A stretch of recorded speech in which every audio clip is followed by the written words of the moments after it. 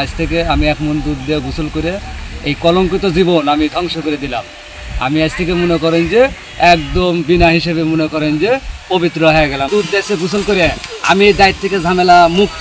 আপনারা বিয়ে শাদী করবেন নিয়ে শাওরের খোঁজ খবর নিয়ে আপনারা বিয়ে শাদী করবেন, সংসারের খোঁজ নেবেন, শাওর কীরকম, তার পরিবার কীরকম, তার পরিবার ভালো কি না, এগুলো তথ্য যাচাই বাছাই করে ইয়ে করবেন। খুব ভালো লোক ছিল আমার শ্বশুরটা, আমার বাপের মতো সাদা সিধা লোক।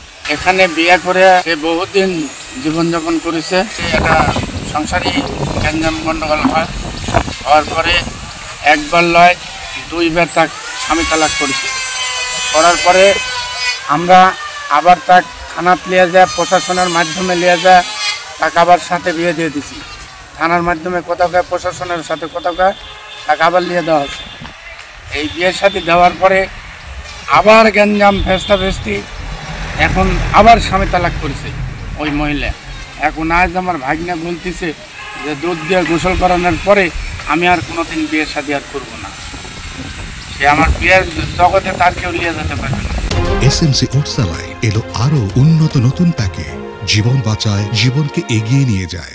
গোসল করে ওর কাছ থেকে মুক্ত হলো, এখন উনি নিজের ইচ্ছা মতন চলবে সেই জন্য তালাক করছে মেয়েটা। জানি না এদের ভিতরে কি একটা গেঞ্জাম চলছে, ভিতরে গোমরটা তো আসলে আমরা জানবো না। আজকে তার একটা উদ্যোগ নিচ্ছে, সে দুধ দিয়ে গোসল করে মানে ওই চ্যাপ্টারটা উল্টা দিবে। ছেলেটা অনেক